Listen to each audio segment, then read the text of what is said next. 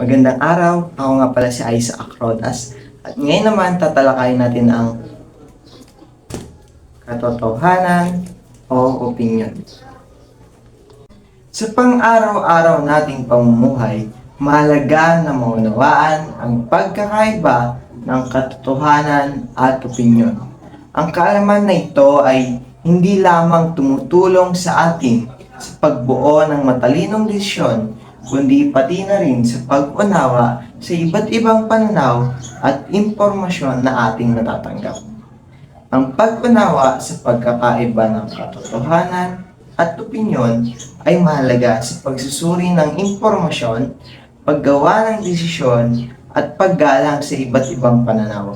Sa pamamagitan ng pagtukoy sa mga katotohanan, tayo ay nagiging epektibo sa ating mga aksyon at mas bukas sa pag-unawa sa mga opinyon ng iba. Ano ang katotohanan? Ang katotohanan ay isang pahayag na maaaring patunayan o salungatin gamit ang ebidensya o datos. Ito ay objektibo. Ibig sabihin, hindi ito nagbabago batay sa damdamin, paniniwala o pananaw ng tao. Ang mga katotohanan ay maaaring kumpirmahin sa pamamagitan ng una, mga statistikang datos. Halimbawa nito ay census data. Pangalawa, dokumento at tala. Halimbawa nito ay birth certificate, historical records. Ikatlo, empirical na ebidensya. Halimbawa nito ay scientific experiments. Mga halimbawa ng katotohanan. Ang tubig ay kumukulo sa 100 degree Celsius sa normal na atmosphere pressure. Ang Pilipinas ay binubuo ng mahigit 7,000 mga isla. Ano ang opinyon? Ang opinyon sa kabilang banda ay isang pahayag na nagpapahayag ng saloobin, paniniwala o pananaw ng isang tao. Ang mga opinyon ay subjektibo at maaaring magbago depende sa taong nagpapahayag nito. Ang opinyon ay maaaring batay sa personal na karanasan, paniniwala, o interpretasyon ng isang tao.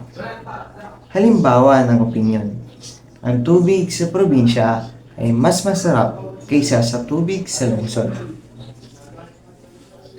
Ang Pilipinas ang may pinakamagandang pulo sa buong mundo. Ang Pilipinas ay magaganda at magbait ang mga tao. Bakit mahalaga ang pagkakaiba ng katotohanan at opinyon? Ang pag-unawa sa pagkakaiba ng katotohanan at opinyon ay mahalaga dahil una, pagbuo ng matalinong desisyon. Ang mga desisyon ay dapat nabatay sa mga katotohanan upang maging epektibo at makatarungan. Ikalawa, pagsusuri ng impormasyon sa pagharap sa napakaraming impormasyon araw-araw. Ang kakayahang tukuyin ang katotohanan mula sa opinyon ay tumutulong sa atin na mag-analisa ng impormasyon ng mas mahusay. Ikatlo, pagrespeto sa pananaw ng iba. Ang pagkilala na ang opinyon ay subjektibo ay nagbibigay daan sa atin na igalang ang iba't ibang pananaw ng mga tao. Paano malalaman kung katotohanan o opinyon ang isang pahayag? Una, hanapin ang ebidente. Kung ang pahayag ay maaring patunayan o salungatin gamit ang ebidensya, ito ay katotohanan. Ikalawa, tingnan ang wika. Ang mga pahayag na gumagamit ng mga salitang nagpapahayag ng personal na pananaw tulad ng sa palagay ko, tingin ko, o ayon sa akin ay kadalasang opinyon. Ikatlo, alamin ang pinagmulan. Ang mga pahayag na nagmula sa mga eksperto o respetadong institusyon ay mas malamang na katotohanan. Mga tanong para sa pagsusuri. Ano ang batayan ng pahayag na ito? Meron bang ebidensya? Ikalawa, ito ba ay isang objektibong pahayag o naglalaman lamang ng personal na pananaw ng isang tao? Ikatlo, maaari bang magbago ang pahayag na ito depende sa taong nagsasabi? Mga karagdagang halimbawa ng katotohanan at opinyon. Katotohanan. Ang EDSA ay pangunahing kalsada sa Metro Manila. Objektibo itong pahayag at makukumpirma gamit ang mga mapa at impormasyon ng trapiko. Opinyon. Ang EDSA ay ang pinakaabalang kalsada sa Pilipinas. Ito ay isang opinyon dahil maaring magkaiba-iba ang pananaw ng mga tao tungkol sa abala ng isang kalsada. Ngayon naman, dumako tayo sa pagsasanay. Sagutin kung ito ba ay katotohanan o opinyon.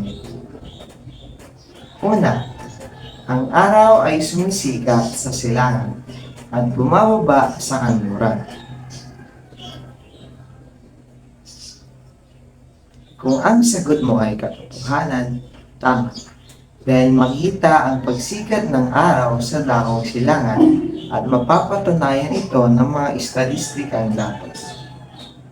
Ikalawa, ang tubig ay nagyayelo kapag ito ay napapahid ng malamig na temperatura. Kung ang sagot mo ay katotohanan, tama. Dahil ito ay mapapatunayan ng empirikal na ebidensya. Ikatlo, ang chocolate ice cream ay mas masarap kaysa sa vanilla. Kung ang sagot mo ay opinyon, tama, dahil nakadepende ito sa pananaw ng isang tao. Pang-apat, ang Pilipinas ay binubuo ng mahigit 7,000 isla.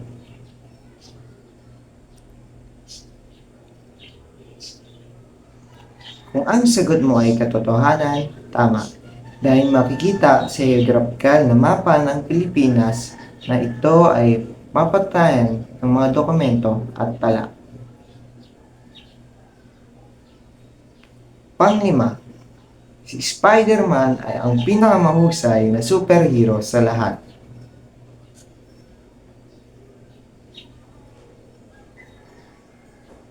Kung ang sagot mo ay opinyon, tama. Dahil isa itong uri ng opinyon na nakabase sa saloobin. Ika-anim, ang pag-aaral ng musika ay mas kapaki-pakinabang kaysa sa pag-aaral ng sining.